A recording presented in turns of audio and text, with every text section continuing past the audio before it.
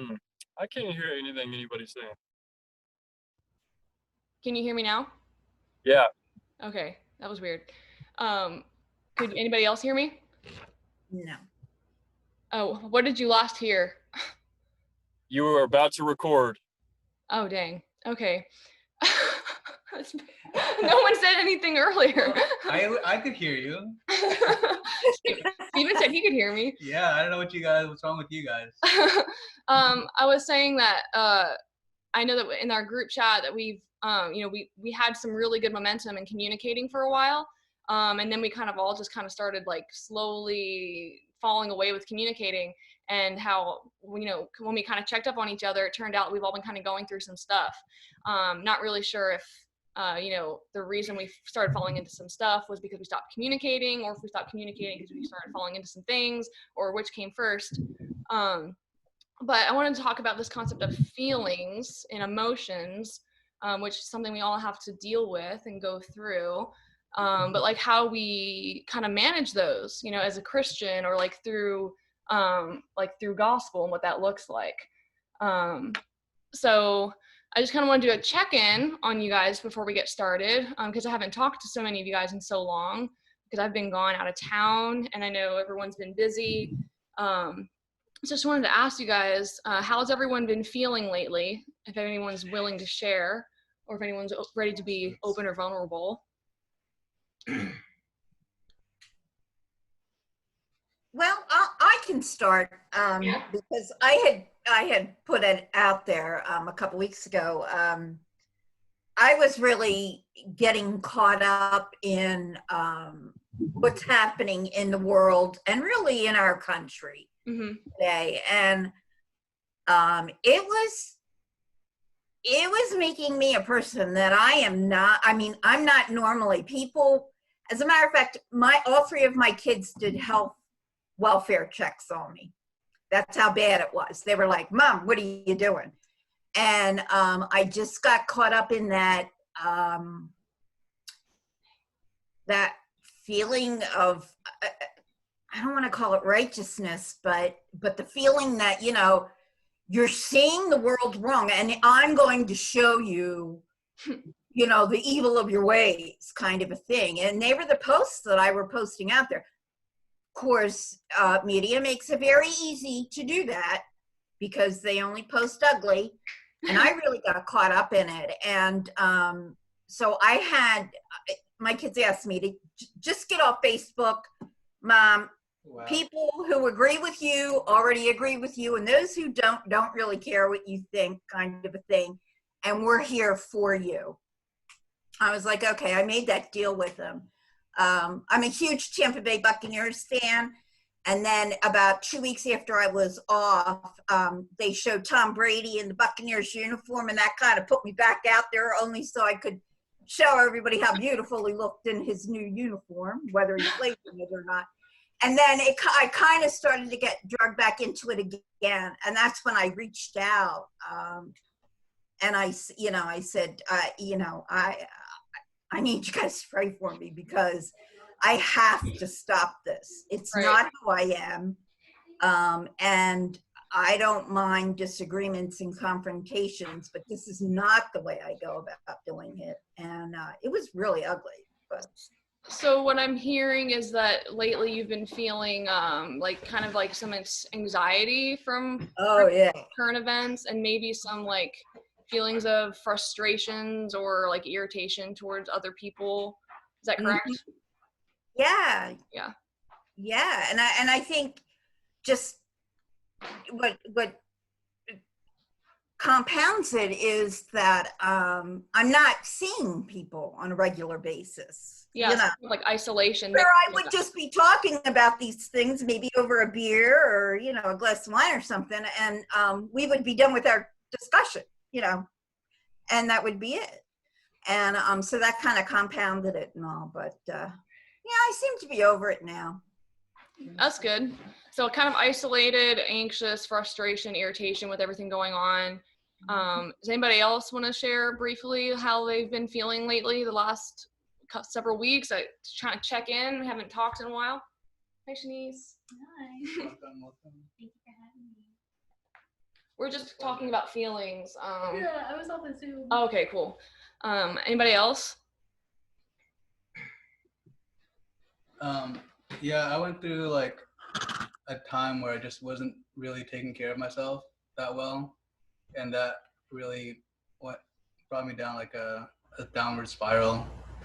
And eventually, I just said, no, I can't keep living like this. I gotta like go to bed at a decent hour, eat decent food, go to the gym regularly, and all that good stuff.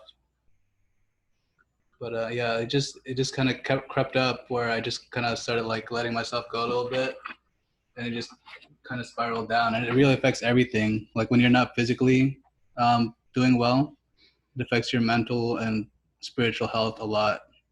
And I felt like I was struggling a lot with temptation, just like a lot more, just because I wasn't doing well physically. And then when I got back to like making healthy decisions, it made it a lot better. It's really interesting, like how like your physical, like biology, can affect your spirituality and mental capacity. Because we are, we aren't just a body, we aren't just a spirit. Like we're both. So like those two can super affect each other. I think of one of my favorite stories, actually, because I think it's funny. Do you guys know the story of Elijah? Where he like, oh, yeah, where he's like basically having a temper tantrum, yeah, and like crying in the wilderness, being like, I can't do it. I'm the only one who's a Christian. Like, yeah. Woe is me. Like basically having an emotional meltdown, and God's like, okay, take a nap. Wake up, here's some food. All right, now go take another nap, and here's some more food. Yeah. And then it's like, and then Elijah woke up feeling refreshed and, better in his spirit. And I'm like, okay, so literally he did nothing like nothing was wrong spiritually per se. Like he just wasn't taking care of himself physically. Yeah, it blew my mind the first time I read that. I was like, that makes so much sense. Yeah. It's funny too. Yeah, it is. It's true.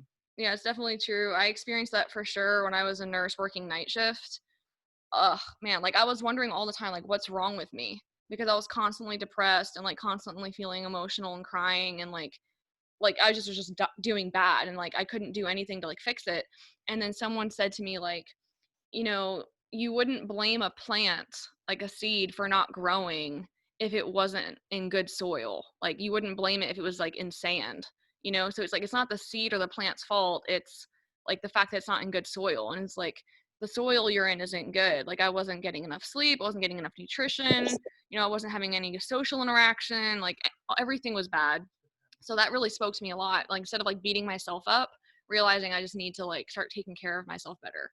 And then when I, stopped doing that, like things just started changing. I felt a lot better. And so anyways, I don't need to go off on a tangent about that. Anyways, I just want to hear like maybe just like at least a word from everyone about how they've been feeling lately, because it's super relevant to what we're going to be talking about today with the topic of feelings. It's just like one adjective. It's been kind of an adventure for me. Speak louder. Oh, sorry. It's been kind of an adventure for me. I hope you don't mind that I'm doodling on my tablet while I'm talking. But, no, go for it. So it's been a little bit hard because still haven't found a job. 6 months. 6? About February, March, April, May, June, July. Yes, 6 months, pretty much exactly, since I left my job at Blue Cross because the internship ended. And still haven't found anything. People have tried to convince me to accept positions that pay way too little. And so I've had to keep telling them, no, I cannot live on that little money. But to make a very long story short, I unexpectedly came across a girl online, and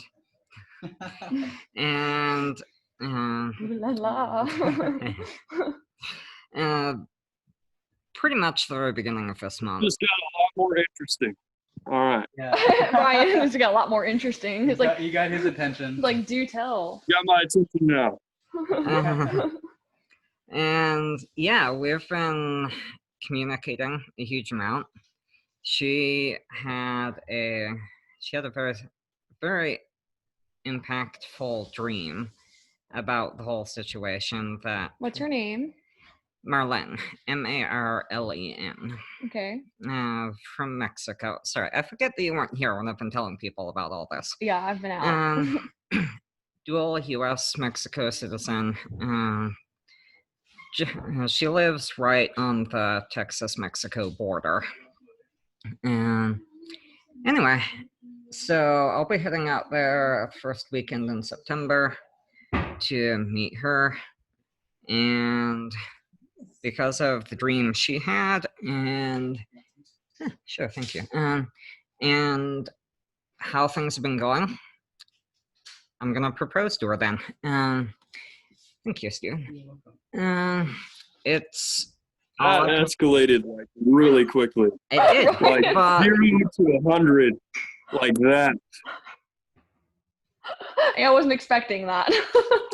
as I said, very long story, somewhat short, but Dude, too short. Too short. How long have y'all been talking, man? We talking like a month? yeah, pretty much. We started communicating like the very last day or two of June, and ever since then, yeah, there's just been some kind of chemistry that I can't explain. And she has literally told me multiple times now that she wants to spend the rest of her life with me. And because of the dream that she had and how things have been going, I'm like, this is unlike any other time I've been interested in someone. So if this is something that God's making, who am I to stop it? So, yeah. So, what if you could sum up in a few like words, like the top emotions you're feeling right now? On top of and on the bottom of the world at the same time. What's the bottom part? Work and okay. trying to find motivation and all that. But God has also been providing with that too, and with some side jobs from some friends and all that. So, Gotcha. Does that summarize properly? Yep, sure. Okay. So far we've got, feelings of anxiety and frustration and irritation from Janet. And we've got, you said if you were feeling lack of motivation and just kind of down, but you're doing better now. Yeah, and it's due to like just making better health choices. Right. He's got tons of emotions going on over here. Love struck. Man. Anybody else want to pitch in just real quick how they're feeling, how they've been feeling the past couple of weeks, as it's been a while since we've all talked?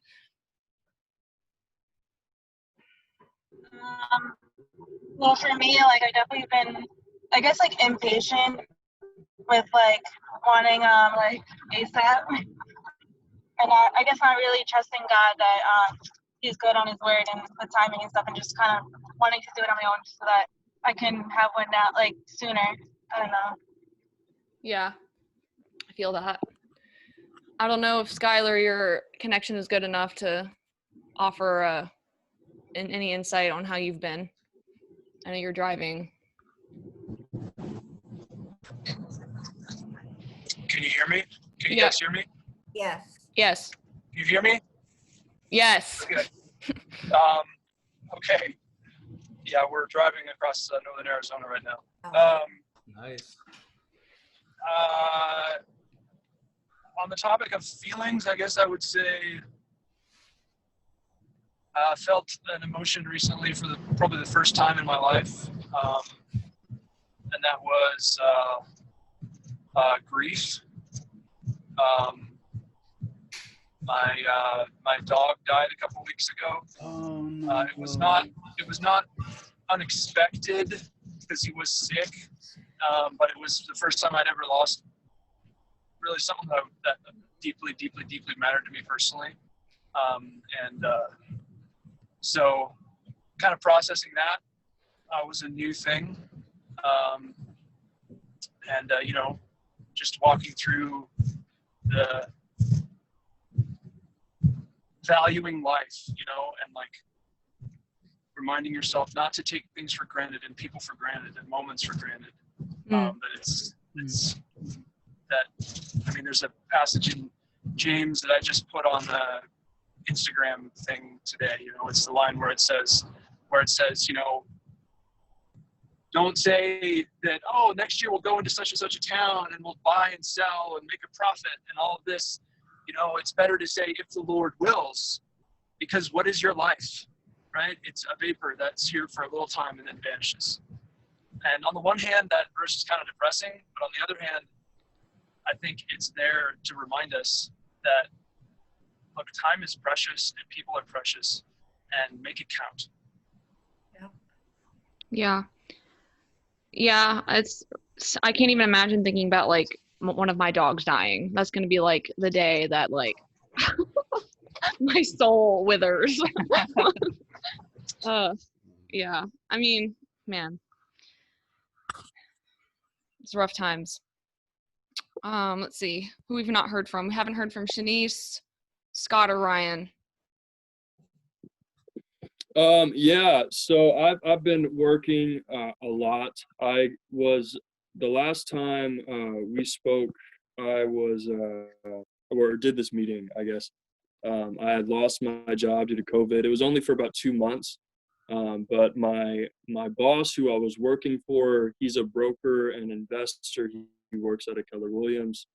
He called me back. He offered me a new position. Now I'm managing a sales team of both investors and lead generators. And so my hours have increased tremendously along with my pay, which is great. I'm making more money than I was before, a lot more.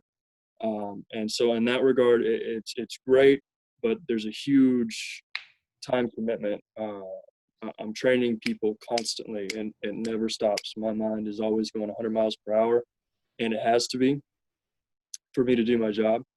I'm always learning new stuff, new material. And so I don't get stressed easily, and I'm not saying that it's stressful. All I'm saying is that it takes a lot of my time and a lot of my mental energy. And so in terms of, you know, pursuing God, it's if I had to use a word, I know you mentioned using a word, I would say disconnected. And once I became disconnected, I noticed that I slipped into a lot of mistakes, vocabulary words, you know, just thinking a certain way, you know, multiple decisions that I've made, I look back on that I regret, and they all happened once I disconnected. And so, yeah, there's pros and cons to everything. You know, I'm doing great in one area of my life, but I'm not doing good in another area of my life. Yeah, that's kind of that. It's kind of what? Where I'm at right now. Oh, where you're at. Well, thank you. Thank you for sharing that. Shanice, did you have anything you want to contribute? What was the question? Just the predominant emotions you've been feeling lately. Well, definitely tired. In a good way, for sure. I just got word yesterday that I got a travel assignment with my coworker to go, take care of some patients in California. So I'm going to be there for 2 months, and we leave in less than 2 weeks. So it's just like a lot of things we got to get done. And I'm excited and stressed and all things in between. So I'm looking forward to it. When do you head out? On the 10th. The 10th is when we start, so I think next Friday. Wow. Yeah, so next Friday we're going to be flying over there. Yeah. Man. Scott, like can you yell across the room? Oh, sorry, Ryan, go ahead. Yeah. I'm like so interested in what this dude is doing at the bottom of my phone right now. Who, like I have no idea what's going on with this guy, but it is so cool. He is making some special sauce. Yeah, that's exactly right. Wow. Yeah, hi everybody. I'm happy to meet you. I am in the middle of making what I call Scott sauce, which is a jalapeno and garlic fermented hot sauce. Dude, I will invest in your company right now. Yeah, I would love for you guys to try. Just from the name. Just for the name. He'll send you some samples. We support Scott's.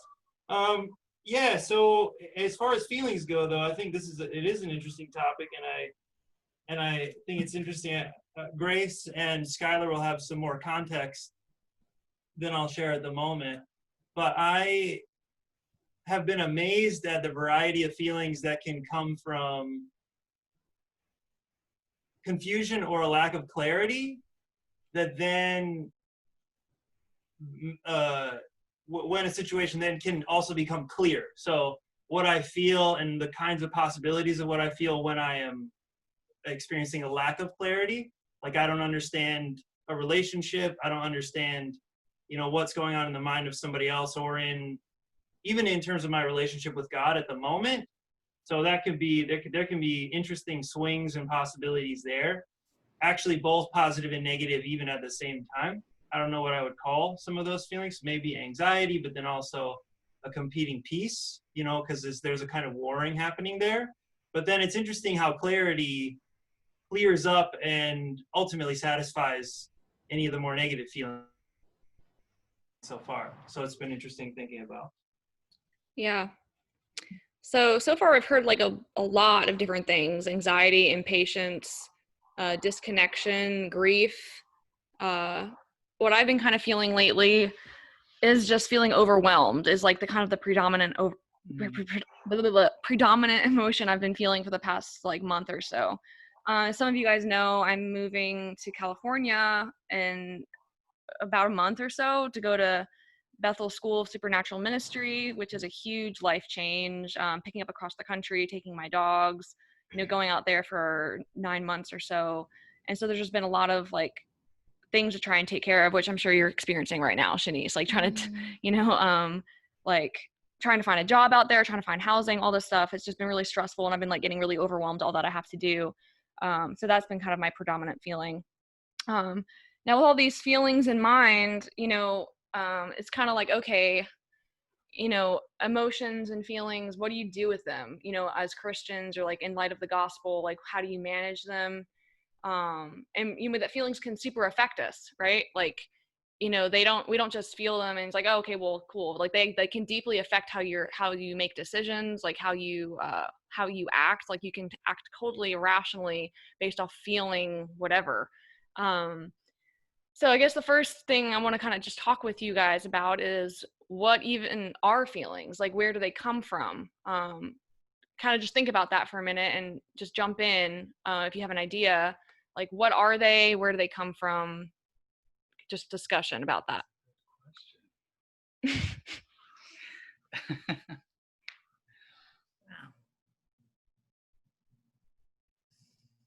Hell, there we go. For the most part. What'd you say? Nothing. Just making a joke. We couldn't hear you. Yeah, my connection's probably really messing up right now. Can you hear me better now? Yep.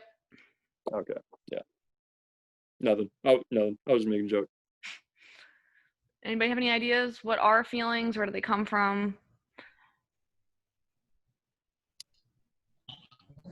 That is something I've been trying to figure out for a very long time now, and I don't know. Well, that's good. That's why we're talking about it.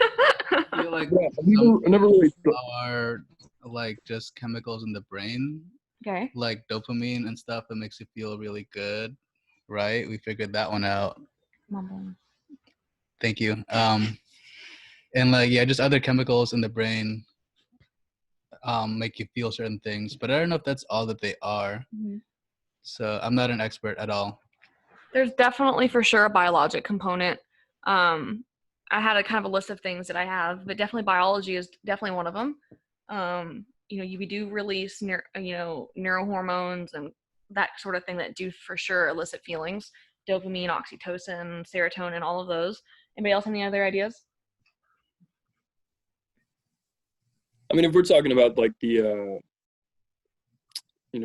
purpose of feelings, I would say, a certain kind of a guidance for desires, like basic desires. Every feeling is attached to a basic, bodily need, whether it's feeling of fear, which is, survival, feeling of love, which we all know why that is, biologically there, right? I'll say it louder for the guy in the back. We all know why that's biologically there. Just stuff like that. It's kind of like a, almost like a compass of, what your body wants, kind of communicating with your brain, like, hey, this is where I'm at. Where are you at? So you're expanding more on the biologic side, like feeling hunger or feeling tired. Hey, Renee. Yeah. Welcome. Hey, how's it going? Good. I'm late to the party. I apologize. It's all good. We're talking about feelings and emotions. Oh, I gotta go. Something came up. Hey, just to put you on the spot, if you could summarize in a few words how you've been feeling the past couple of weeks, what would you say? We've all shared. Oh, like a rodeo clown. Up, down, and all around. We've had I've been feeling overwhelmed. Skylar's been feeling grief over losing a pet. Gina's been feeling kind of impatient with stuff. Ryan's been feeling a sense of disconnection. Janet's been feeling kind of frustrated and irritated with the world. So we're all just kind of feeling different stuff. Just gonna check in and see how you're doing. Yeah, no, it's literally one day at a time, because I think, I don't know, like how sensitive you guys are, but the spirit world is so crazy right now that literally every day is different. Some days it changes within the hour. So I just hold on to God and let her rip. The question we're discussing right now is, what are feelings, like where do they come from, to kind of like, because we have to be able to manage them as Christians, and and they affect us deeply, and we got to figure out how to navigate them. So we're discussing if you have any thoughts about where they come from or what they are. We've said a lot of them come from biology, like hormones and chemicals, also like from physical needs like hunger, thirst, needing to sleep. So we're just talking about that. That's where we're at. Yeah, I would say really it's our very makeup, because we're made in God's image, and he's an emotional God. If you read through the Bible, he's got all kinds of stuff. So I often think that he's very dramatic, really. So whenever I'm out of control in my drama, I can just be like, oh, I'm just like my papa. Yeah, I was about to say, I'm definitely his kid then. Right? Yeah. Like, because I think we're so hard on ourselves sometimes, and yeah, okay, sometimes we do get a little dramatic, but honestly, like, I feel like sometimes you look back on those moments and just laugh about it. So may as well just laugh about it right off the bat. Yeah, I feel like the term emotional like has a negative connotation, like, why are you being so emotional, right? Yes. But like there's definitely like healthy emotions and there's like toxic emotions, right? For I sure. think we can agree with that. So learning to manage and navigate them through the light of the gospel, like what that looks like. One of the things that really changed my life when I realized this is like, not every thought that I think is mine. And like realizing that like was like a game changer for me, because sometimes like I'll have a thought that I know I shouldn't be having, or I'm like thinking about something and I'm like, why am I thinking about this? And then you start being like, oh, Grace, like, how could you think about that? You're such a blah, like, like stop, like, and you just think, like, how could you think about that? It's gross or whatever. You like start beating yourself up or feeling. Anybody else have that, or is it just me? Yep. I used to. Can we raise our hands at all? Okay. Like, just thinking about stuff that, you shouldn't be thinking about. And you're like, why am I thinking about that? I don't even want to think about that. Right. And realizing like, there's definitely, like you mentioned, the spiritual warfare going on, like for sure the devil puts stuff in our minds, and God can too. Like we have the Holy Spirit living inside us. And so learning to recognize God's voice, a lot of the times like thoughts that pop into my head, I'll recognize that come from the Spirit, and like, and I wouldn't have thought about myself, like learning to recognize his voice. So that's a big one. Like recognizing that like, not everything I think comes from me, which is, I feel like, super important. Not taking the credit where it's like, that's a genius idea. Yeah, it didn't come from you. Or not taking the blame either. That was a big one. Yes. I tend to beat myself up like unnecessarily. So yes. Um what was I thinking? I think one of the biggest things that I had to learn, and I'm not perfect at it, but it's helped a lot, is especially when you're dealing with other people, mostly I think when you're dealing with other people or circumstances, is how will I respond to this? Because a lot of times we react to it. Mm-hmm. So when you make that conscious thought that I'm always going to check if I'm going to respond or if I'm about to react, that has saved me from so many train wrecks. And I mean, I used to step into those messes all the time, and I feel like that's really helped. And again, I'm not perfect at it, but it's really cut down on stepping into those traps that get set sometimes. Mm-hmm. That's really good. I wrote down, actually, that's similar to what I wrote down. I put that feelings and emotions oftentimes are learned reactions to events.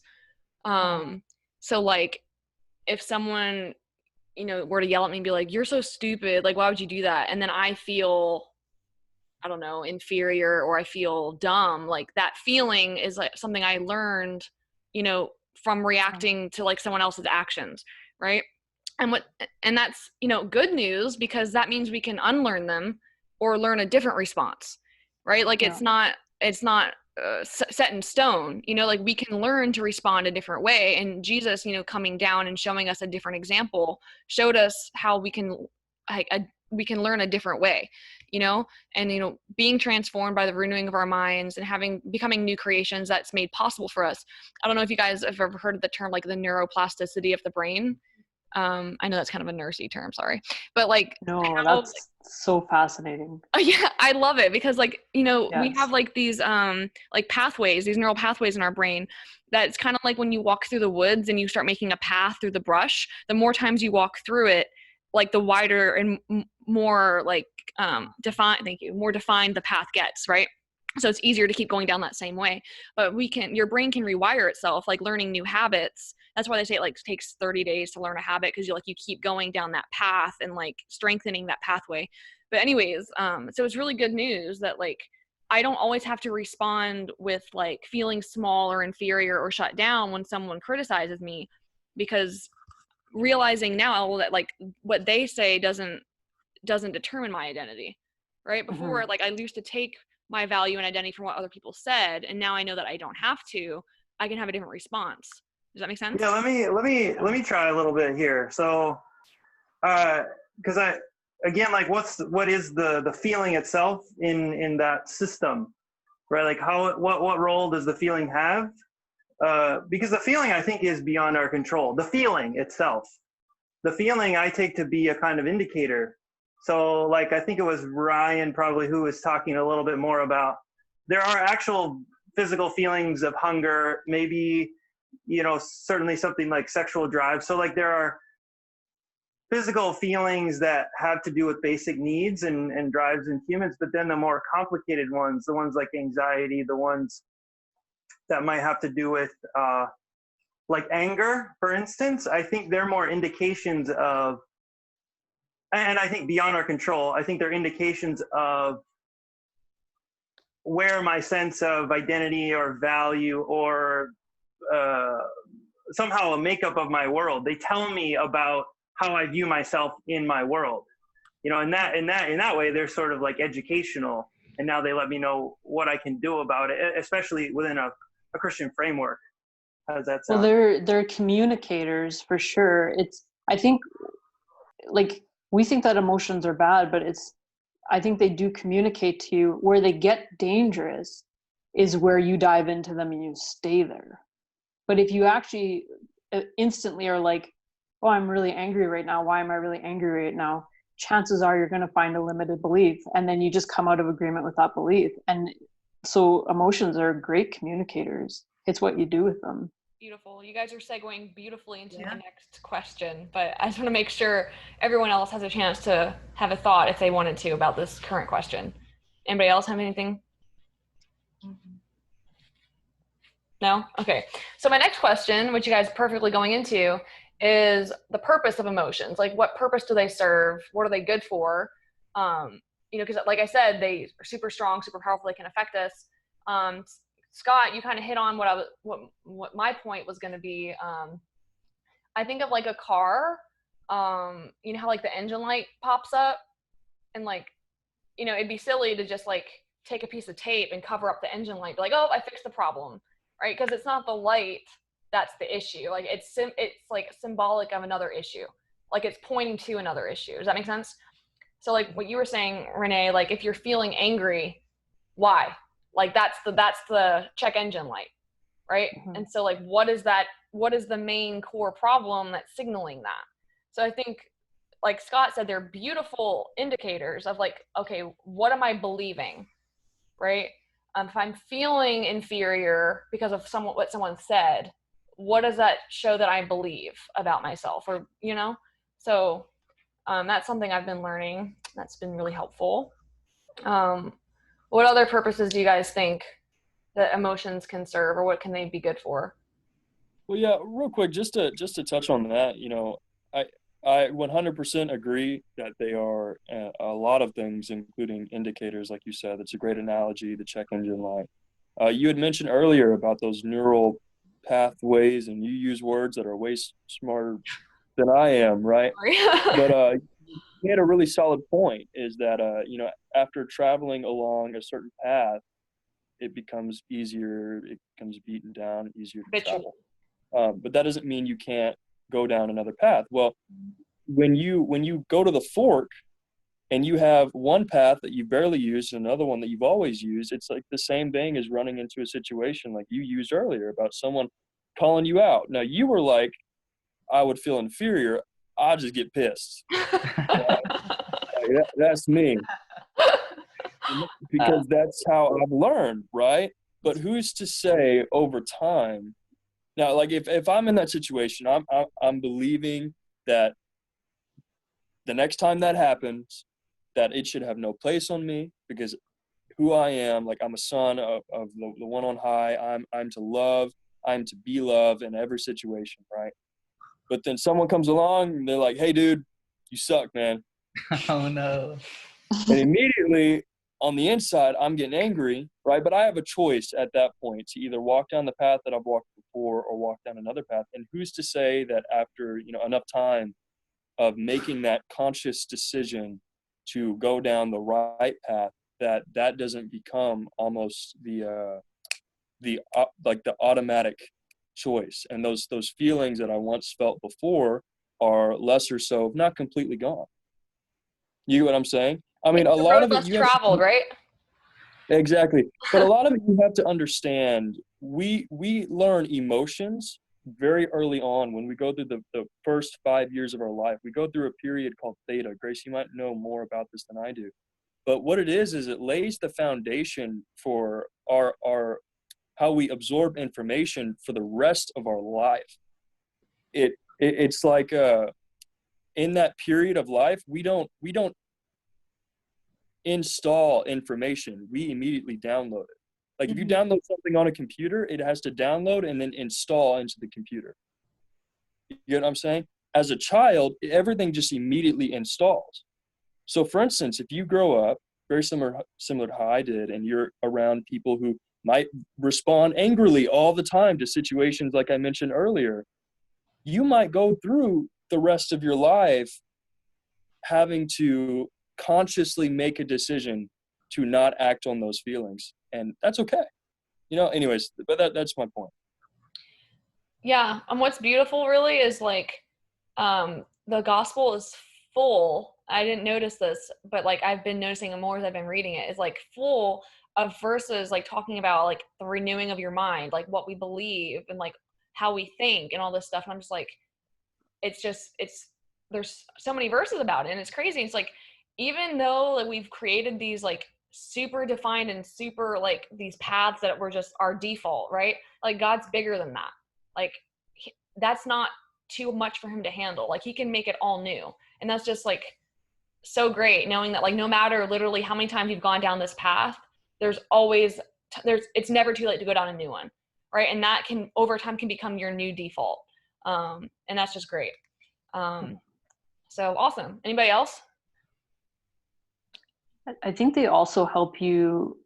This is something that God's been working on with me in the last, probably since this whole thing where I don't want to go out. It's not that I've been told to stay in my house. I don't want to go out. People are crazy.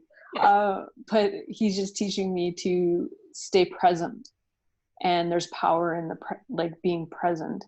And again, it just kind of goes back to always checking yourself before you wreck yourself. So it's good for that. Amen. Right? I'm on board with that one. Is that in the new slang version? Yes. Yeah, right. It's the 11th commandment. Check yourself before you wreck yourself.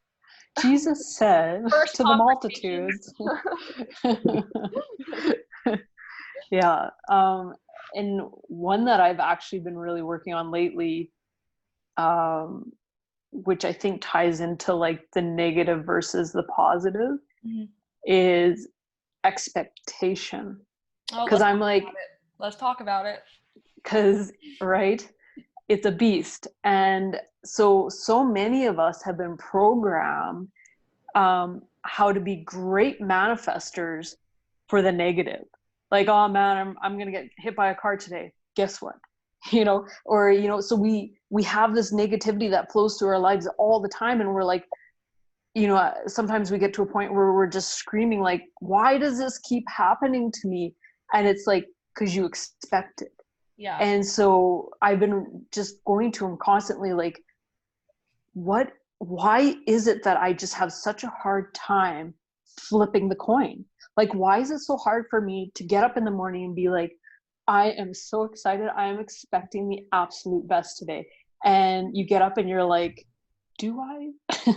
Because it's so ingrained. It's ingrained in our news media. It's ingrained from our parents. It's ingrained, like we've still got Great Depression thinking in a lot of ways, right? That's been passed down. And like, so it's just so ingrained into society and into families that I've been having a heck of a time flipping that coin. But like you were saying, right? Like, thank God that he's bigger than it, and that I can keep coming to him and being like, give me the mind of Christ when it comes to expectation.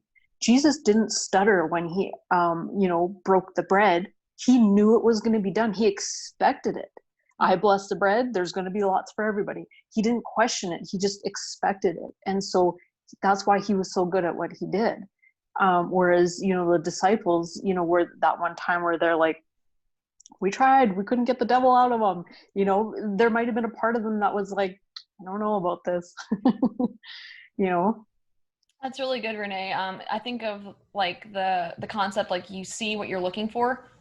I don't know if you guys have ever had this experience, but like maybe I used to date this guy who used to drive a red truck, right?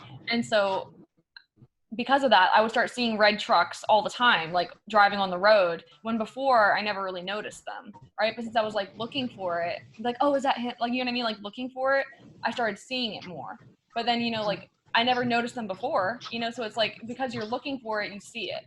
So it's the same thing with expectation. Like, you're going to find what you're like looking for, if like you're always looking for the bad and stuff, that's what you're going to see. And your expectations really show like where your faith is at.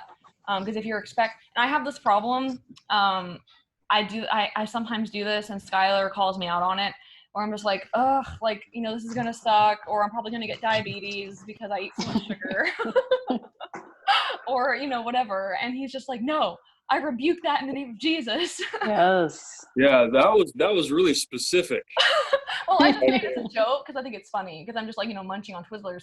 But like, like he just says it, and I'm just like, me saying it isn't going to make it happen, Skylar. Like, me saying I'm going to get diabetes isn't going to make my pancreas, like, peter out. But, like, then he points back to, like, I forget what he said. I don't know if you can. Your father is the ultimate creator, and he creates with his words. Yeah. So guess what? I know. Yeah. I don't know. Skylar, can you talk right now, or are you not having good signal? Can you guys hear me? Yeah. Yes. Oh, Nope. where'd he go? No. He died. Okay, what are you wanting me to elaborate on the point you just brought up? Yeah, if you can. Can you hear me? Yeah, ish. Good enough. Yes, no, thumbs up, thumbs down. We can hear you good enough. Yes.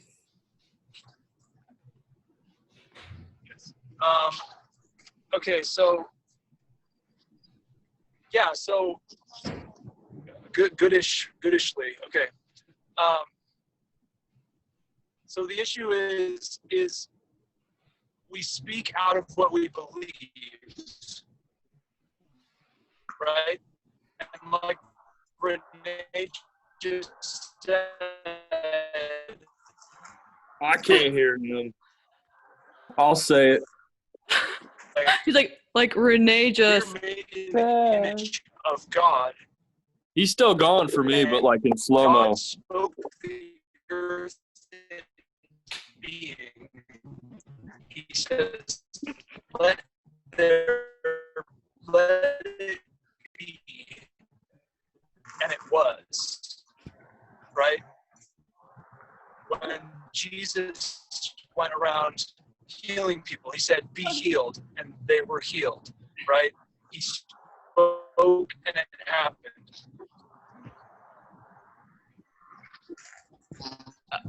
So I basically got the gist of that. Like, we speak out of what we believe. God spoke and it happened. Something like that. And if you put the two things that we've just talked about together, so if you put expectation together with your words, life and death is in the tongue. There. Yeah. Yeah. So definitely, I know exactly what you're talking about, Renee, because I do that and I have to catch myself and be like, you know what? No, I'm not going to, have a bad day. I'm going to have the best day. So I'm not going to get diabetes. Yeah. It's not going to happen. Oh, that's funny. Well, I want to add a couple of things where it sounds like we could be talking about feelings. We started talking about feelings, and then the question brought in the word emotion here. More recently, I want to say I guess the first thing that makes sense to me is the feeling is like the raw material. The emotion is the act of making meaning of the raw material. So that's where the mind of Christ comes in. And that's what then I think acts back on future feelings. At least I'm pretty sure. So it's, I have this strong feeling. I have a headache. I was just in a situation that was quite stressful. Oh, I must be experiencing anger. And now why am I experiencing anger? So it seems like the emotion is the making meaning of the feeling, but that's not super important. What's interesting to me is expectation, because expectation is just whatever our minds have available to us to anticipate the future. It's just whatever our previous experience and worldview and all that stuff. It's whatever produces how we anticipate things going. And yeah, we can process those and adjust them as we go. But in some cases, feelings and then emotions are actually us grieving the fact or feeling some kind of loss and frustration about the fact that everything that our lives prepared us for did not prepare us for that thing, whatever it was. So expectations are actually super interesting to think about and super fundamental to what it means to be human. And I love this idea that God spoke things into existence. We have that ability as well. And of course, we don't create, but we do create a kind of reality for ourselves. And it's through the word of God, the Logos in us, that I think allows us to see a future differently from the one that our past has experienced us. Our past experiences have prepared us for. So it's really beautiful, and I appreciate the discussion so far. So it's kind of like, someone who thinks they're always going to fail, and usually they do fail because they already believe they're a failure, versus someone who thinks like they can succeed, so they just keep doing it because they know they're going to succeed. Like, like you kind of already determined. Well, there's a really cool quote. It says, you miss 100% of the shots you don't take, or something like that. Mm-hmm. Wayne Gretzky, good old Canadian. Not even. Another one I heard was the person that says they can and the person that says they can't are both usually right. Yeah, that's another one. Yeah.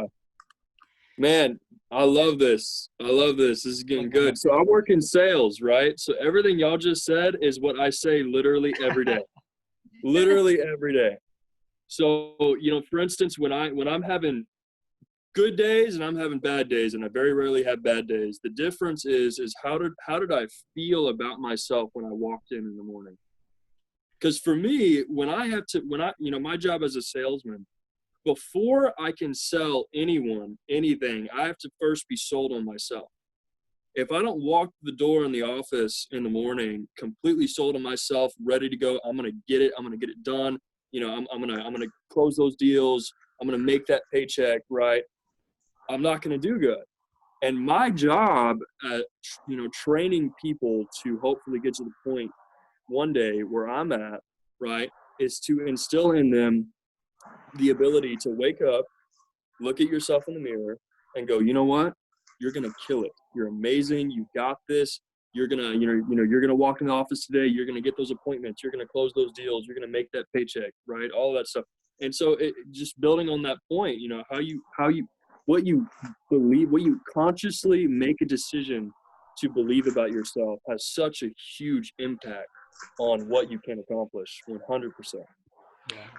Hey, I'm gonna read something real quick from the chat. Skylar, his signal isn't great, so he texted in the chat. He said, "Bottom line, our words have power.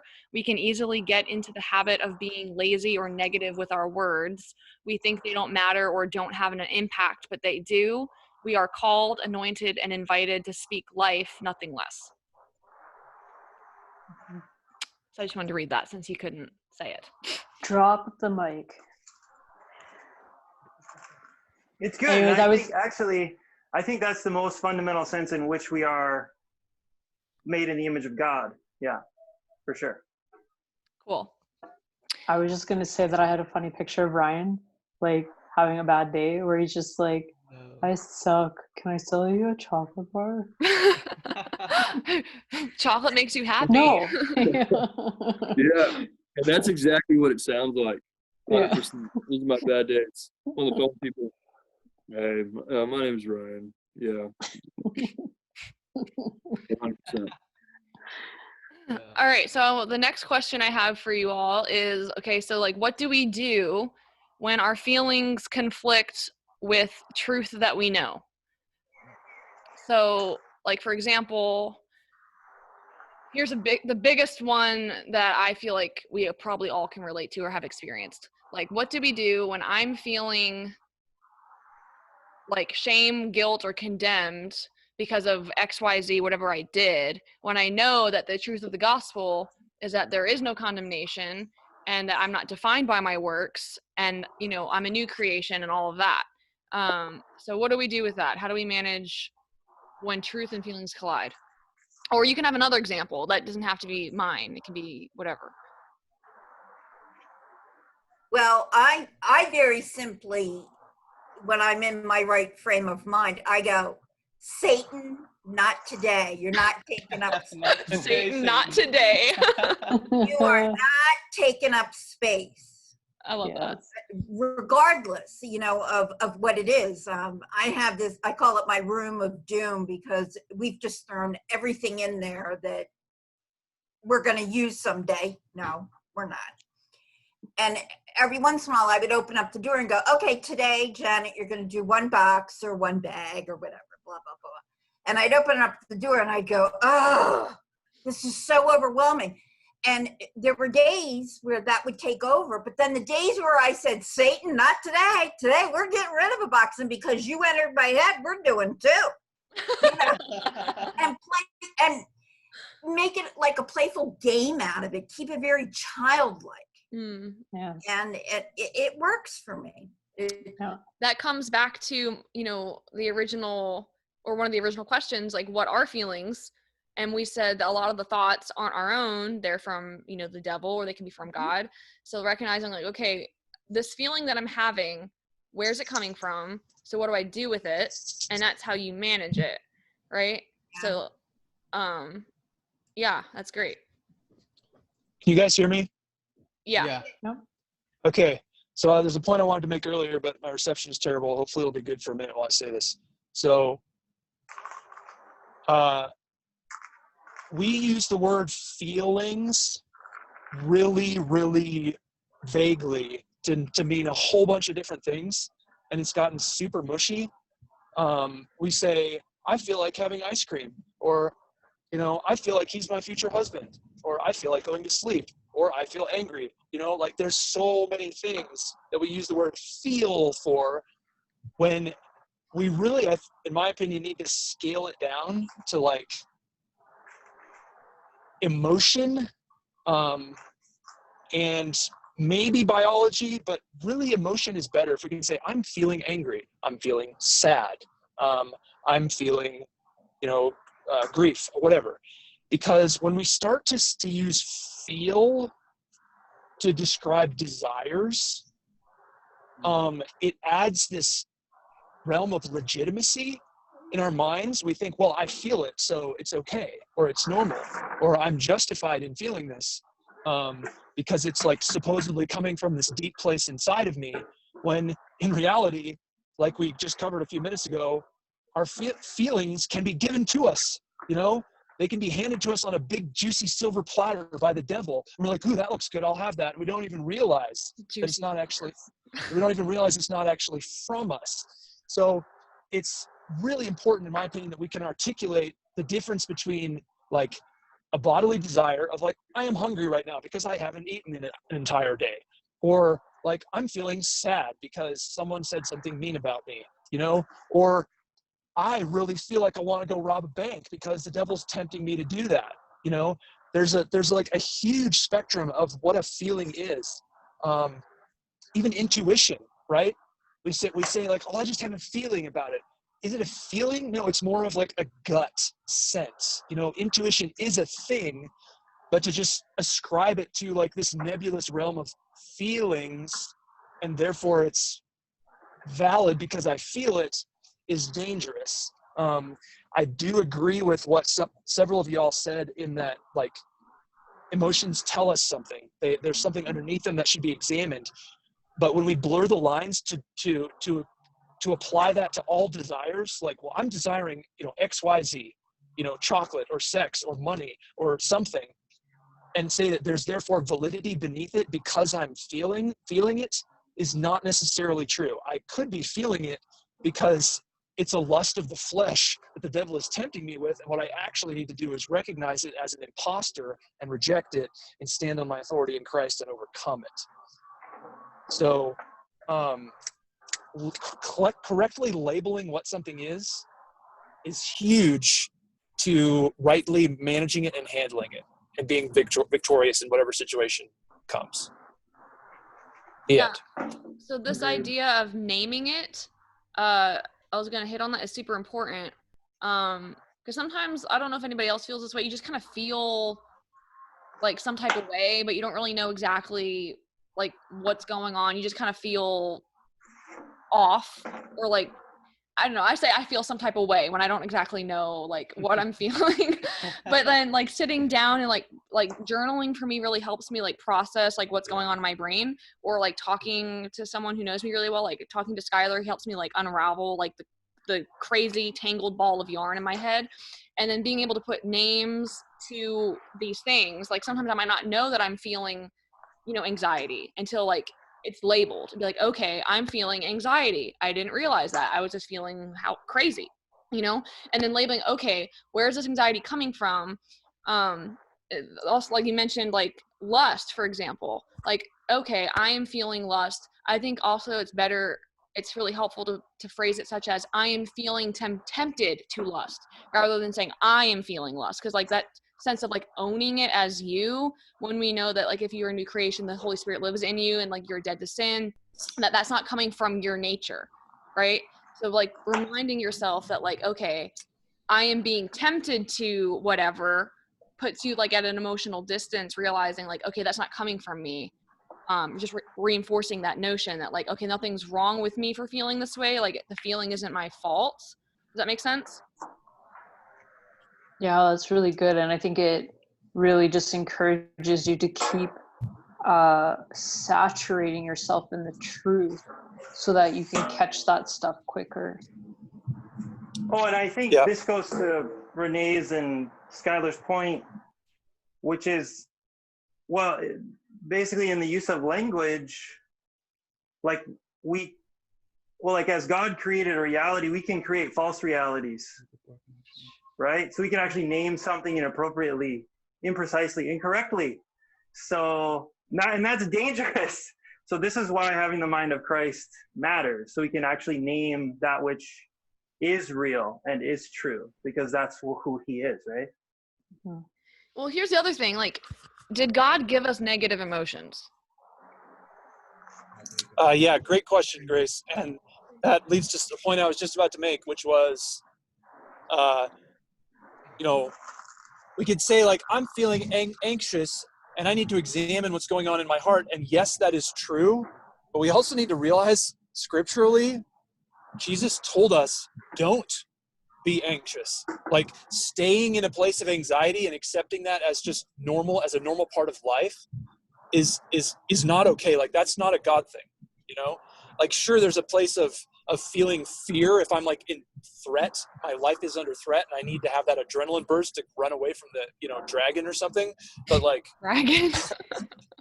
but like just constant, like crippled by worry and anxiety, like that's not okay. And Jesus very clearly, specifically said, like, do not let your heart be troubled, neither let it be afraid. He said, do not fear, like a gazillion times. Yeah, it's like the most common thing in the Bible. So pretty sure that God didn't give us that and doesn't want us to have that. Just saying. Well, just think, okay, like when he created Adam and Eve, pretty sure he didn't be like, let's throw in some worry in there. Let's throw in some stress and anxiety and depression. They'll learn to manage those and navigate them. Like, that sounds silly, right? Like, we know that those things weren't part of the original design. So that's... No, because the first thing that they did after eating the fruit was have feelings. Right, have shame and guilt and all of that. Right. Yeah. So, like, that's super important because we recognize, like, when we're feeling those negative things, like, we know that that's not really, like, how we were created. That's not who we really are. And if we're transformed as a new creation, being, like, renewed back to, like, before we had even sinned, then we can't say, like, well, I'm just an anxious person. Like, no, you're not. Right? So,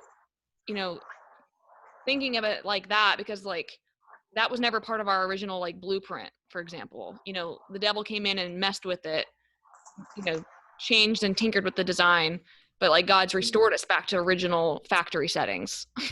Reset. Yeah. Reset. Factory reset. Factory reset.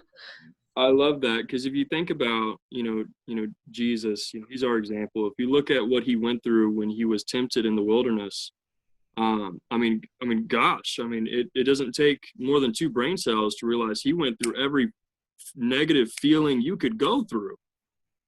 He hit him with everything. Down to the most basic primal desire of hunger. Right? Can you imagine? I can't go like 2 hours without eating something. Ryan. I can't imagine going 40 days. You're like this skinny.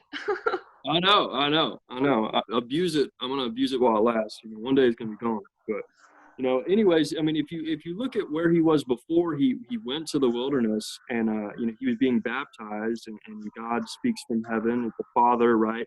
And he says, "This is my beloved Son, with whom I'm well pleased." He reminded him of his identity. Jesus, when he was 11 years old, he knew who his father was, but God reminded him of his identity before he went to the wilderness and faced those challenges. And that's really important for us, knowing that Jesus is our example, to understand, because that's going to allow us, when we believe it, to make the consciously right decision when we're faced with that kind of temptation brought on by feelings. Now, if you contrast that with Adam and Eve in the garden, or even the people of Israel, how many times did God call the people of Israel his children, right? Right after they crossed the Red Sea, the first thing he told Moses to tell them, hey, these are my kids. These are my kids. The difference was Jesus, when he went into the wilderness for 40 days, he believed God, whereas the people of Israel didn't. Look at Adam and Eve, right? Say the serpent, he said this. He said, the reason why he doesn't want you to eat the fruit is because you'll be like God. Well, they were like God. The moment they stopped believing, the moment, I'll make it personal, the moment we stop believing our identity is the moment where we begin to fail, is the moment where we begin to fall into temptation. Because if we have anything else brought upon our lives by the death and resurrection of Christ, by seeing that symbolism, is recognition of who we are because of what he did, right? Identity is everything. Anyways, my 2 cents. It's funny you say that, because like the serpent's temptation, like you'll be like God. Like, they were already created in God's image. like what? So they obviously didn't believe that, It's Well, the so difference. Right after he says that, right? What does it say? Eve looked at the fruit and saw that it was good.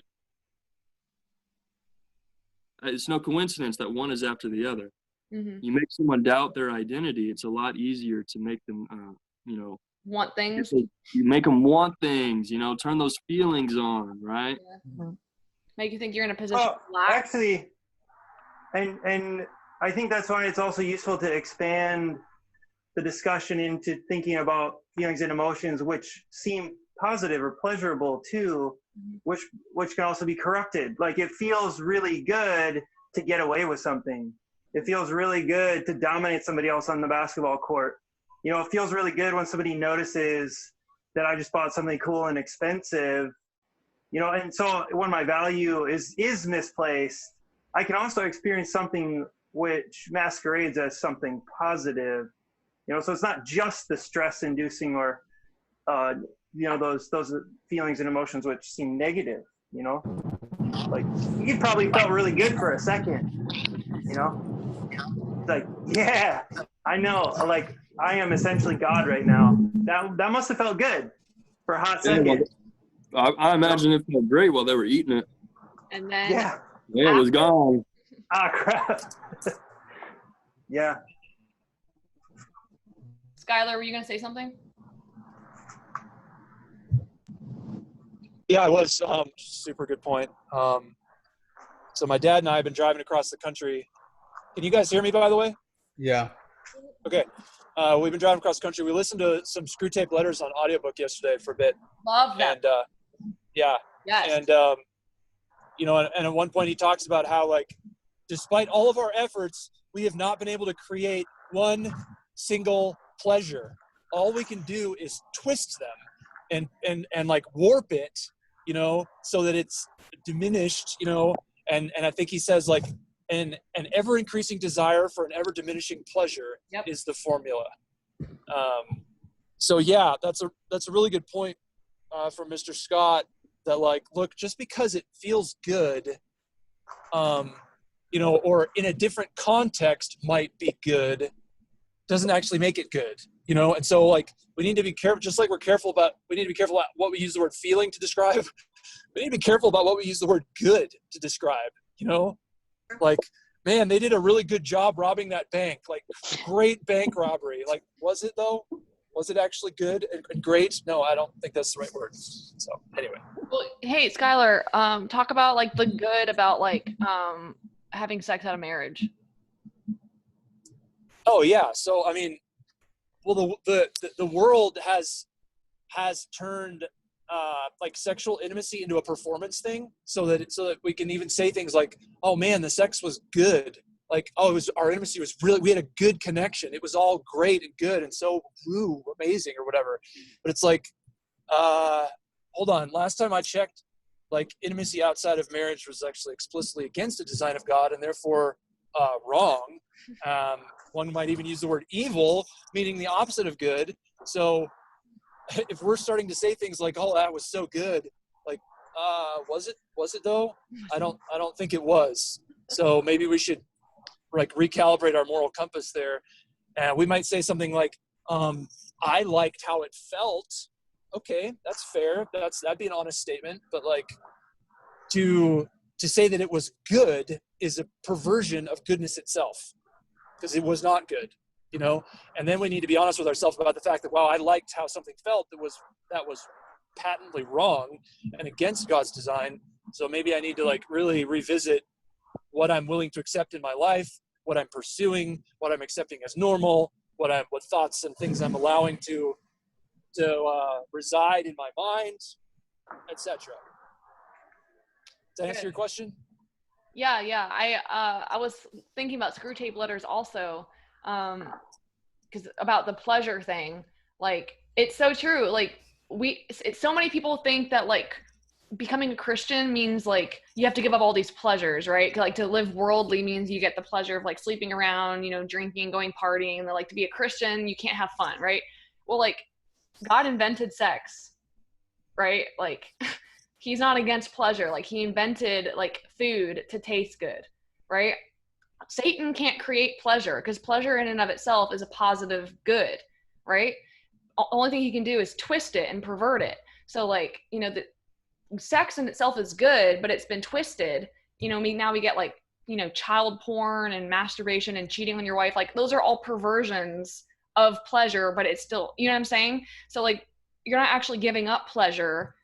You're actually getting it's in its original form and its design. Does that make sense? Like when you want to choose God's way. Anyways, it's kind of a little bit of a tangent from our topic.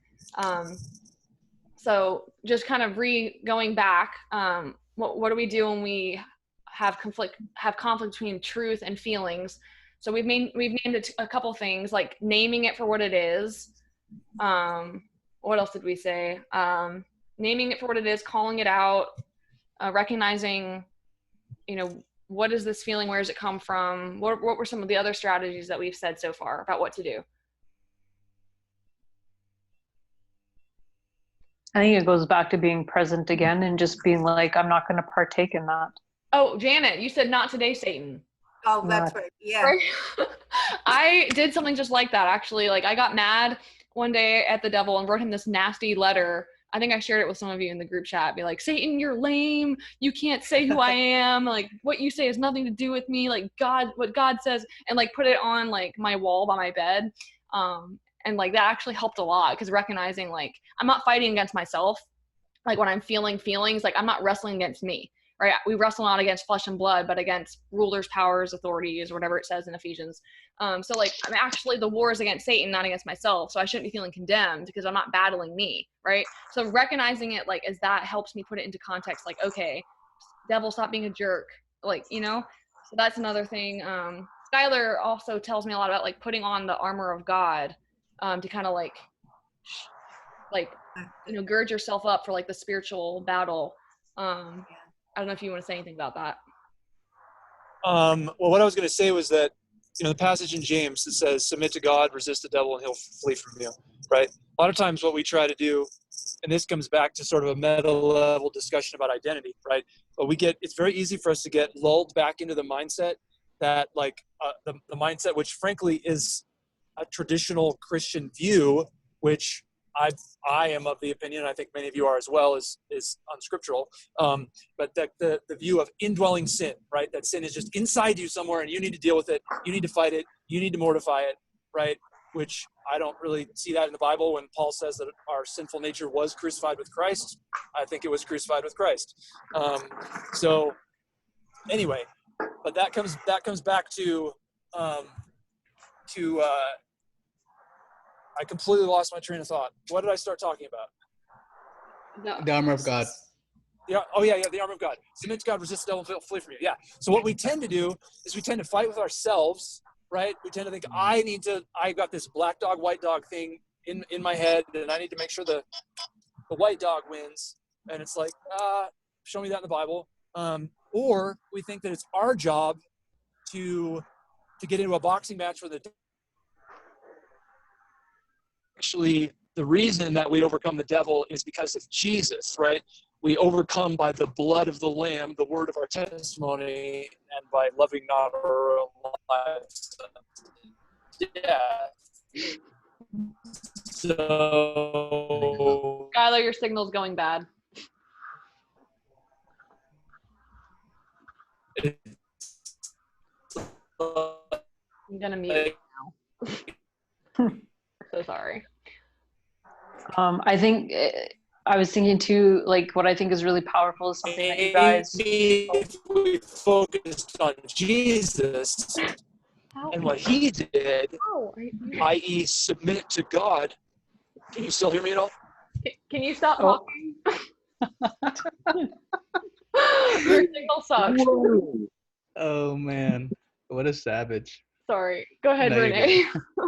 I was just going to say that something that I thought was really powerful in the group that you guys sometimes put in there, is could you picture Jesus saying this, or could you picture Jesus thinking this? And if not, then it's not you. Kick it out. Huh. Yeah. True.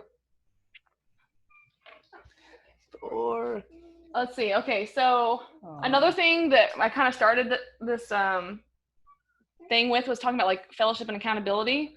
I think that's a super effective strategy for dealing with feelings and emotions. Having someone else be there to like whack you upside the head and be like, "Stop it! Like, you know, that's not who you are. Stop feeling that. I don't care how you feel, because that's not truth." You know, like sometimes you need like people to be like, "Oh, you're feeling this? Well, sorry, because your feelings are invalid." Skylar says that to me probably 5 times a day. So this is probably his favorite phrase. But, you know, we have this tendency to actually want to withdraw when we're feeling all sorts of whatever. Or we feel embarrassed to share, or we feel like, oh, well, I don't want to share this, or like, I don't want people to think badly of me or whatever. And that's like super a strategy of Satan to like isolate, you know, like, you know, wolves, they go after the lone sheep, right? Yeah. Because they're Divide and easier. conquer. Yeah, they're an easier target. What's that verse about a 3-stranded cord isn't broken or whatever? Isn't easily broken. Yeah. Yeah, that. So like, I know like it's easy to want to feel like you don't want to talk to people, but again, that feeling of not wanting to engage, is that coming from you, or is that coming from Satan, who doesn't want you to do that? Yeah. Right? So recognizing like, okay, the healthy thing for me to do right now is to engage in like fellowship and accountability. The fact that I'm not feeling like I want to is indicative that I probably really should, because the devil obviously doesn't want me to do that because it'll be good for me. You see what I'm saying? So finding I should stop taking joy in social distancing. That's not what I'm saying.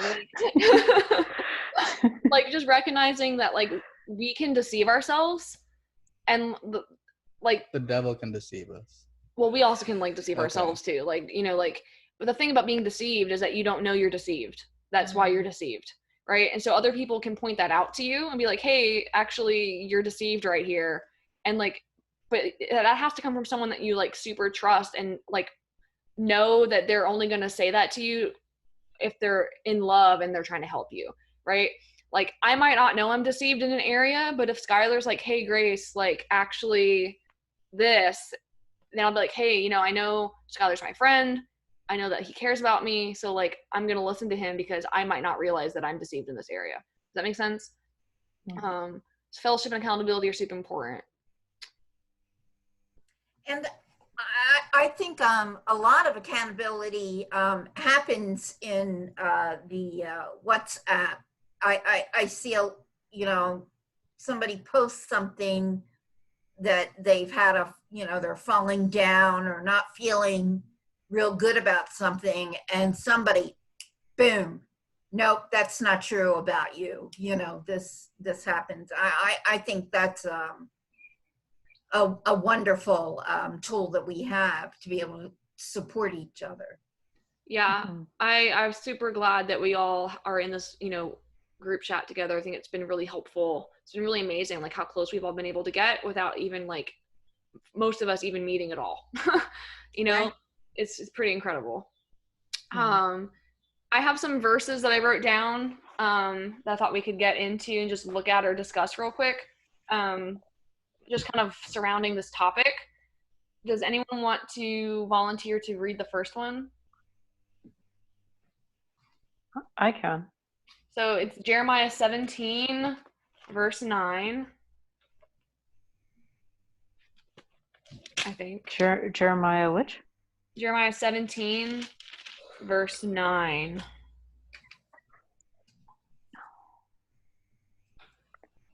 More than anything else, a person's mind is evil and cannot be healed. Oh, okay. No one truly understands it. That's my translation. Sorry to burst your bubble. Is that the children's one? Yeah. Yeah. All right. Well, mine's the NIV, and it says the heart is deceitful above all things. Who can understand it? I do think though in translation sometimes that they change mind and heart. Yeah, I think so. Yeah. I just kind of wanted to throw this out there to see what y'all make of that. I mean, take in consideration this is an Old Testament verse, so like this is apart from like Jesus and like transformation and stuff.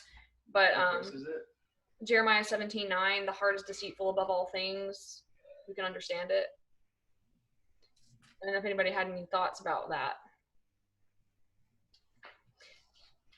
I think basically it comes down to what I was just saying, like how sometimes we don't realize that we are in deception and that we really need each other to kind of point that out sometimes, and recognizing that our heart is susceptible to attack from external sources, like spiritual sources, influences of the devil and sort of that sort of thing. I don't know. What do you guys think? Oh, can you read it again? Yeah. In your version. Well, I'll read it in mine. Oh, sorry, I didn't know you were talking to me. It says, the human heart is the most deceitful of all things and desperately wicked. Who really knows how bad it is? Wait, let me read it in yours. Or read yours. He was reading the NLT? Yeah.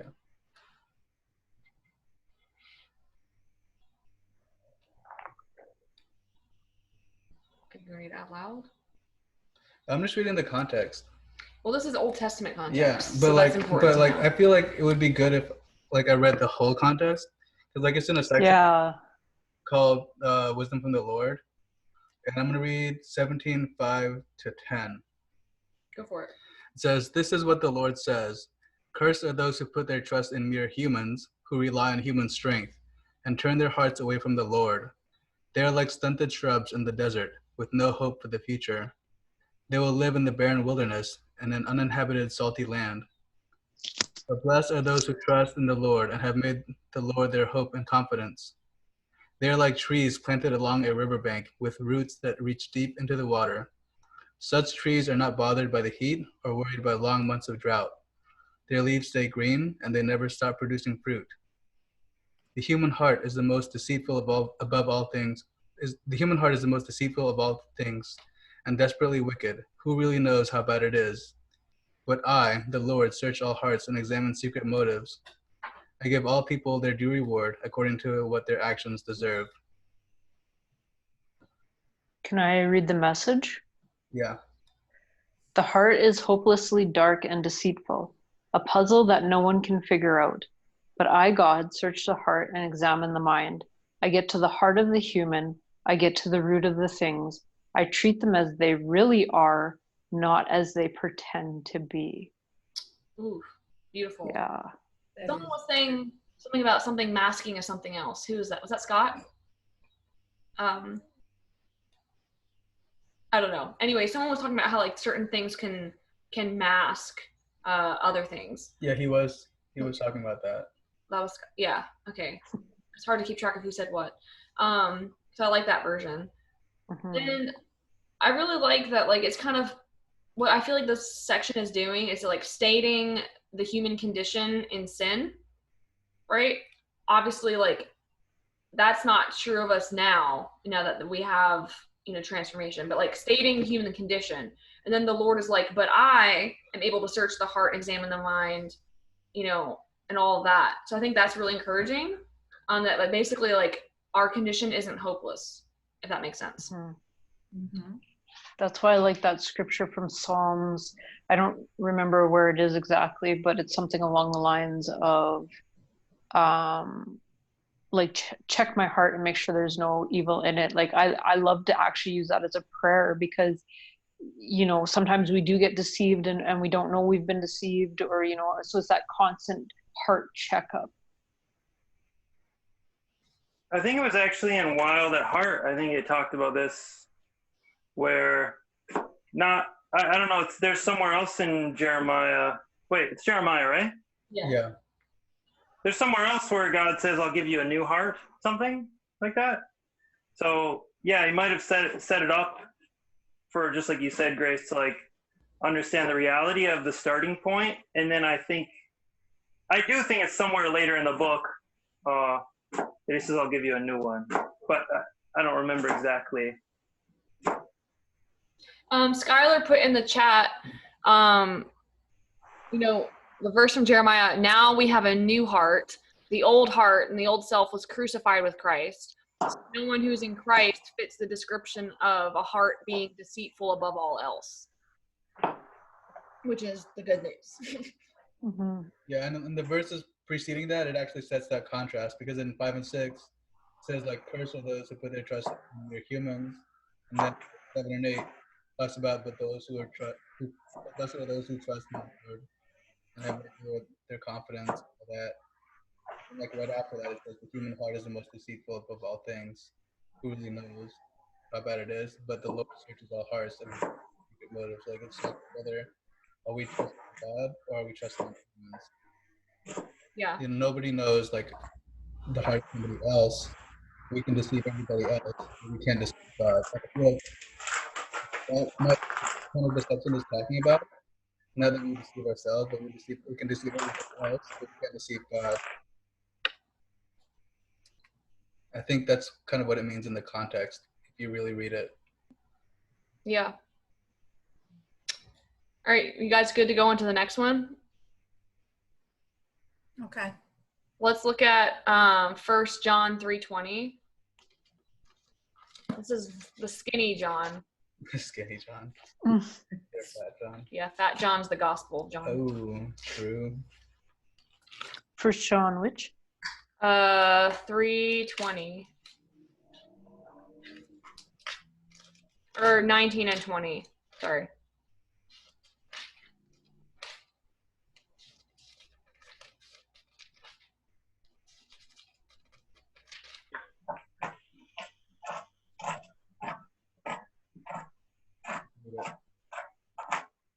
Our actions will show that we belong to the truth, so we will be confident when we stand before God. Even if we feel guilty, God is greater than our feelings, and He knows everything. Cool. Let me read mine. I have the NIV. This is how we know that we belong to the truth and how we set our hearts at rest in His presence. If our hearts condemn us, we know that God is greater than our hearts. I like his version that said feelings, because I feel like heart and feelings are kind of like kind of meaning the same thing here. I really like, first of all, it says this is how we know that we belong to the truth, not this is how we hope or, you know, desperately like wish. This is how we know that we belong to the truth. If our hearts or feelings condemn us, we know that God's greater than our hearts. And I feel like that is super significant, because I don't know if you guys have, like, before transformation or before coming to Jesus, like stuff that we used to do and not really feel bad about, you know, because it's just like whatever. And like now that we have been created new and been transformed, now like we would feel bad and like guilty about doing those things, right? So the mere fact that like we have that change of heart and that feeling that we didn't have before, like shows that we have a different nature now than we used to have. Does that make sense? So I think that's super significant. Can you read your version one more time? Yes. I liked that. Our actions will show that we belong to the truth, so we will be confident when we stand before God. Even if we feel guilty, God is greater than our feelings, and He knows everything. Love that. Even if we feel guilty, God's greater than our feelings, because there is now no condemnation for those who are in Christ Jesus. Romans something. Any thoughts?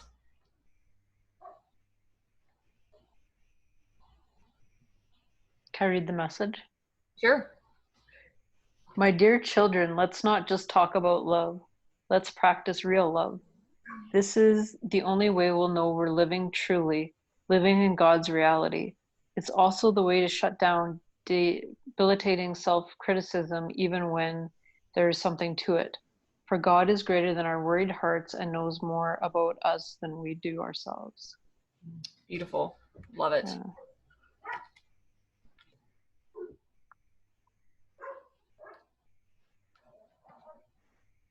Ready to go on? Yep. Yes. Let me know like what you guys' time frame is too. I don't want to hold you guys forever. Like if you need to go, just, you know, let me know. All right, the next one I got is in Ephesians 4:18.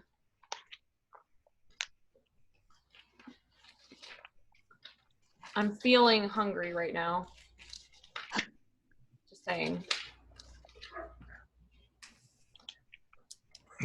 Oh, let's see, 4:18.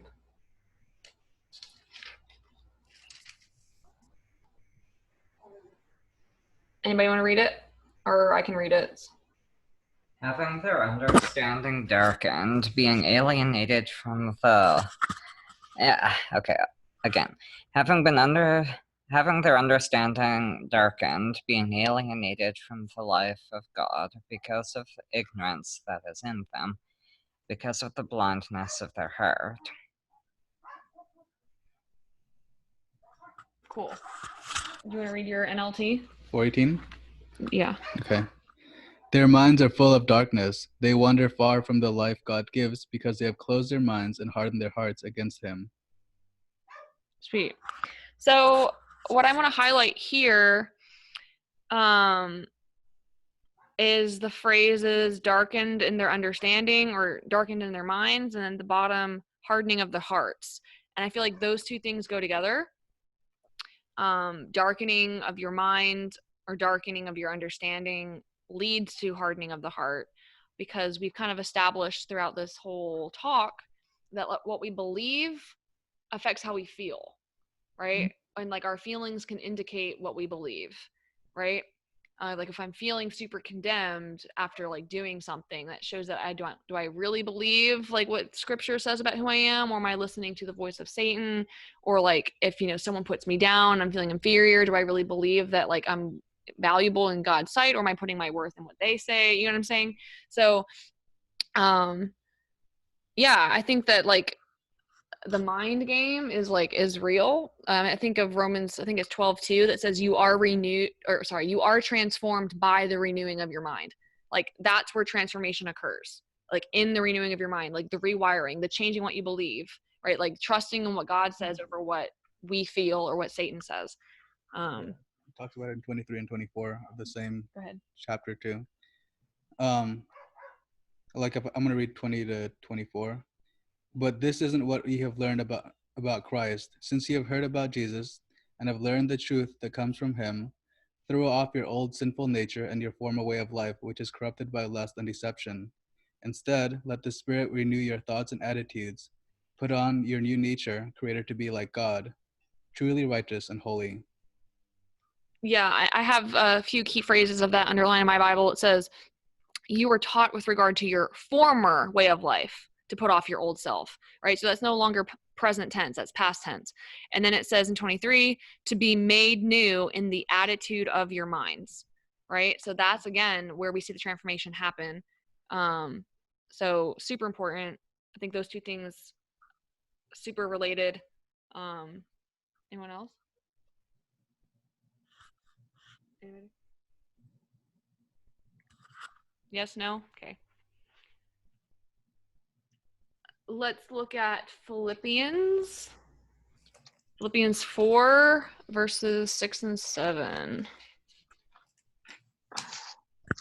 Galatians and Ephesians, Philippians, Colossians. Okay. Okay, what? Sorry? Philippians 4, 6 and 7.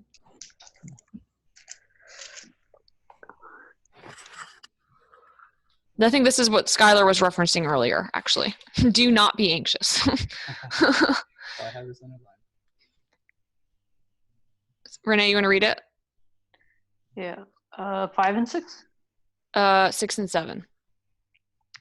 Do not worry about anything, but pray and ask God for everything you need, always giving thanks.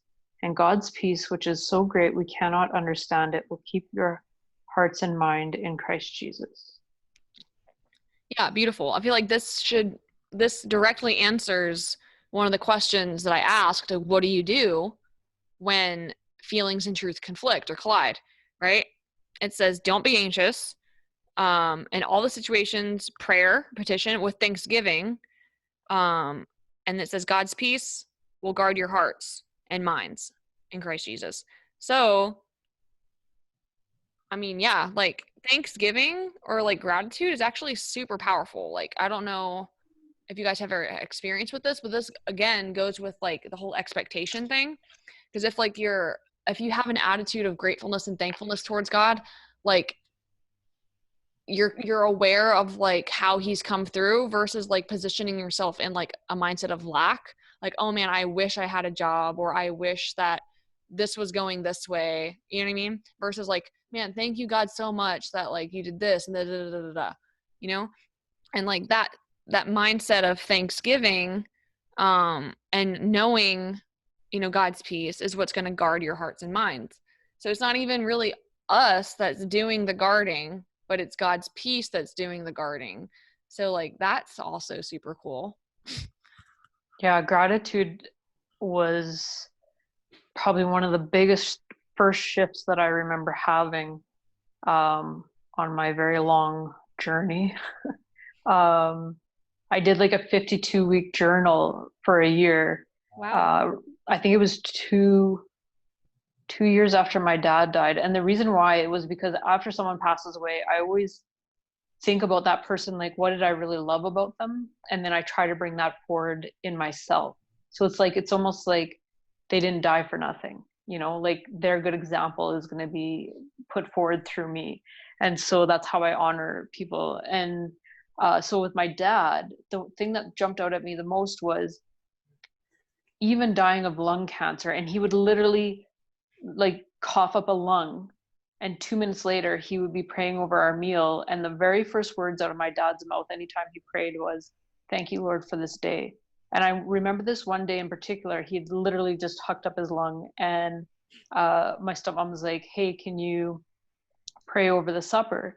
And he's like, "Sure." So he's like, "Dear Lord, thank you for this day." And I got so angry because I was like, how could you possibly thank God for this day when you're dying? And like, I was so angry, and just, it didn't make any sense to me.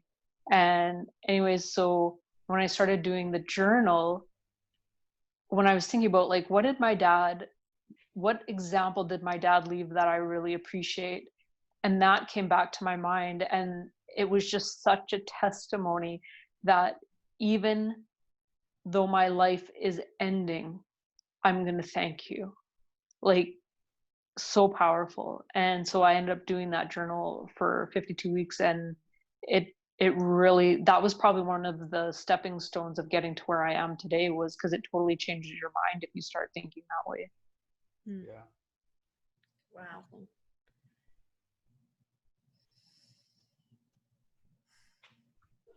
Awesome. You ready for another one? Mm-hmm. I was looking these up while at work today.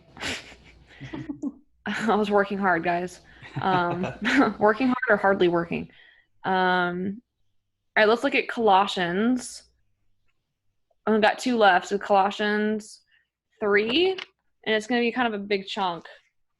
Colossians comes right after Philippians, in case you didn't know. Oh. I was looking for it back here. That was meant for Steven. Thank you. You have to call me out like that. Well, you know, let me see. Which part of this do I want to read? Hold on a second. Let me look at it real quick. I have this part. All right, let's read just for now 1 through 5. Yeah. Go ahead, Steven. Oh, okay. Since you have been raised to new life with Christ, set your thoughts on the realities of heaven, where Christ sits in the place of honor at God's right hand. Think about the things of heaven, not the things of earth. For you died to this life, and your real life is hidden with Christ in God. And when Christ, who is your life, is revealed to the whole world, you will share in all his glory. So put to death the sinful earthly things lurking within you, having nothing to do with sexual immorality, impurity, lust, and evil desires. Don't be greedy, for a greedy person is an idolater, worshiping the things of this world. Sweet. I'll give you a chance to just kind of read it in your own version right there, because a lot to kind of mull over.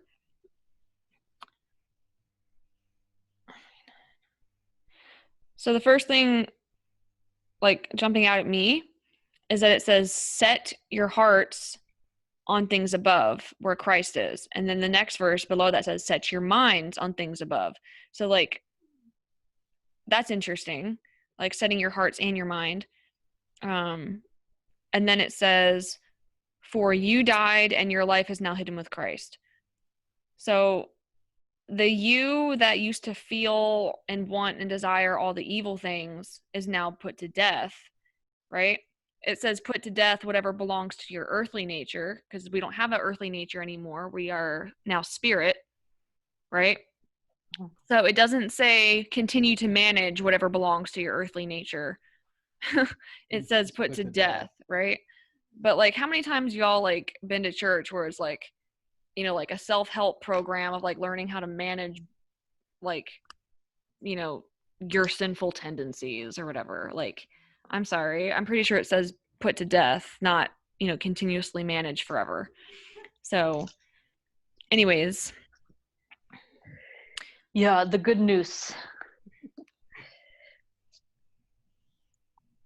I wrote down in my margins here in my Bible, it says, we put sinful deeds to death by the Spirit, not in order to get the Spirit.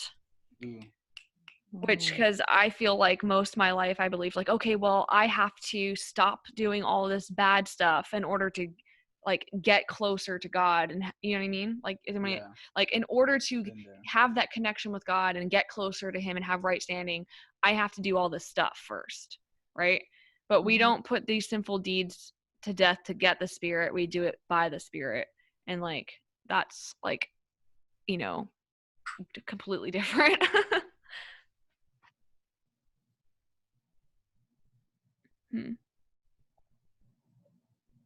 I also wrote down, I'm trying to read sideways because it's written down sideways.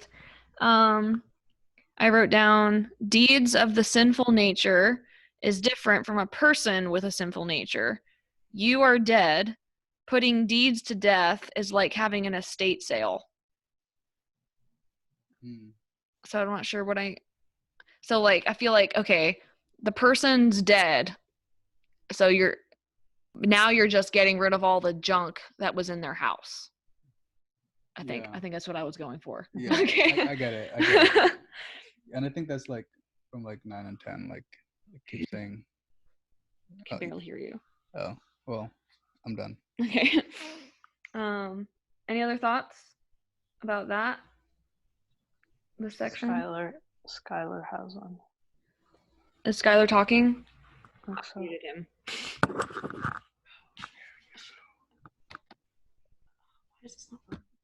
Can you no one Skylar? No one is. Oh, there you go. Oh. Do you want me to read it? Can you guys hear me? Yeah. For now. Yeah, I sent a chat basically saying that I think we've created an artificial division between thoughts and feelings. We've kind of partitioned them off into, well, feelings are over there and thoughts are over here. And it's really all part of our inner world, you know? Like, it's all subject to the mind of Christ. It's all subject to the authority of Jesus. Like, I think to say like, well, I can control my thoughts, but I can't control my feelings. It's like, that doesn't really make a whole lot of sense. You know, like if we have self-control, which is the fruit of the Spirit, and the Spirit lives in us all the time, which means self-control is available all the time. And to say like, well, I couldn't control myself, I couldn't help myself, well, I just feeling this. I don't think that's scriptural. So I think we kind of, and it also, I also see that in the fact that both different translations, someone translated as heart, someone translated as mind. So I think we need to kind of fuse it all together and look at our inner world and take authority over that through Jesus. Agreement, disagreement, anyone? I think that's true because there is like kind of like a vague, like what's the difference between thoughts and feelings? Like, you know, it's kind of like, okay, I'm thinking this and those thoughts are producing feelings, or because I'm feeling this feeling, I'm having these thoughts. So it's like, you know, they're kind of all wrapped together. If you change your thoughts, often your feelings change, and your feelings can affect how you think. So like it's just kind of all this one thing. I feel like that's true. I feel like my thoughts and feelings feel separate, but that might just be me. I feel like mine are separate, but I feel like they're very close friends. Like twins. Yeah, sometimes my Yeah. thoughts and feelings do disagree. Yeah. They're not the same, I feel like. Yeah. Because say if you're, this is actually, because with my expectation thing, where I could be thinking in my head, like I'm so excited to see what God's going to do, but then I'm feeling anxiety because there's still that part of me that's still being recalibrated. I think Skylar's point was that like regardless of whether they're separate or one thing, is that either way they both fall under the dominion of Christ. Yeah, we need to renew both of them. You know, that like we can't just be like, oh well, I'll renew my thoughts, but like, you know, the gospel can't help my feelings type of thing. I think that's what he was trying to say. Yeah, that's not true at all. But that's where like that feeling of anxiety is helpful though, because then it tells me, okay, there's still something here that I need to address because I'm changing my thoughts and I'm standing on the truth, but I'm still feeling anxiety. So what's that about? Yeah. All right, the last verse I have, and you know, that I have, if you guys have others that you'd like to go over, that's cool, is Romans 10:17. I mean, really, we could just read the whole book of Romans and it would all be relevant, but we don't have time for that. So Romans is just chock full of good stuff. Romans 10:17.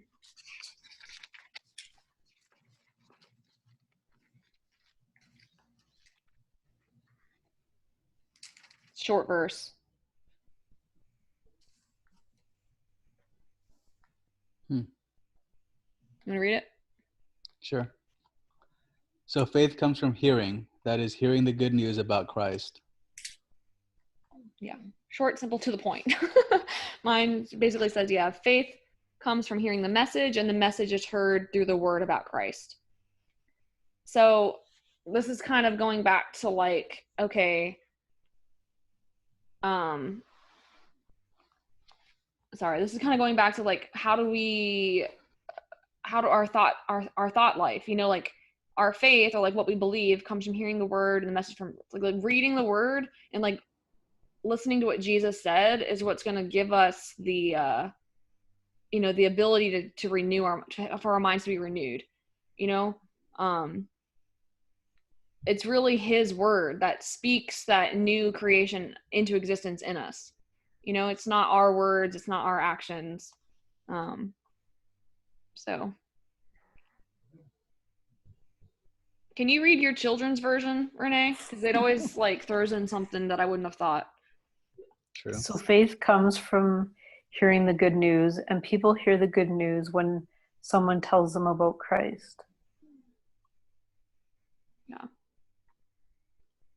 So again, that kind of like has to do with like, if you don't know the truth, like you're not going to experience it until you've heard it, right? So it's kind of like if I'm sitting in a jail cell and I think it's locked, that's going to be my reality, that like, well, I'm stuck in this jail cell and this is where I live, I'm never going to get out. But then like if someone's like, hey, actually the door's unlocked, you can leave anytime, right? Like that. I think that's like most Christians, they're all in a cage with the door open and they're like, help, I'm stuck. Right, exactly. So it's like hearing the good news. Hey, you're actually not a prisoner. You're not actually like stuck in sin. You've been set free from sin and you can leave anytime now. Like that's the good news, hearing it and like having faith in that rather than faith in like what you are experiencing being in jail, right? Like, because those two things can be in conflict. Like I feel like I'm in jail because I'm sitting in it, but the truth is I'm not a prisoner because nothing's keeping me there. I can just walk out. Does that make sense? So yeah, that's. I heard something really good. I think it was actually last Sunday's sermon where it was like, he's like, I hate that saying God's in a box. God's not in a box. You're in the box. Yeah. Who says God's in a box? I've never heard that one. Oh, it's very common here. Huh. Like, don't put God in a box. And it's like, he's not in a box, you're in one.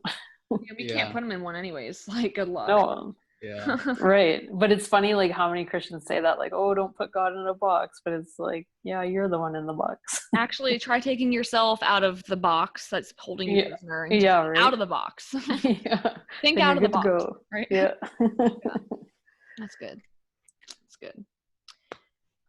Well, any other thoughts, questions, comments, concerns, or verses? Because that's all I had. I feel like a burger. I could go for a burger right now too. All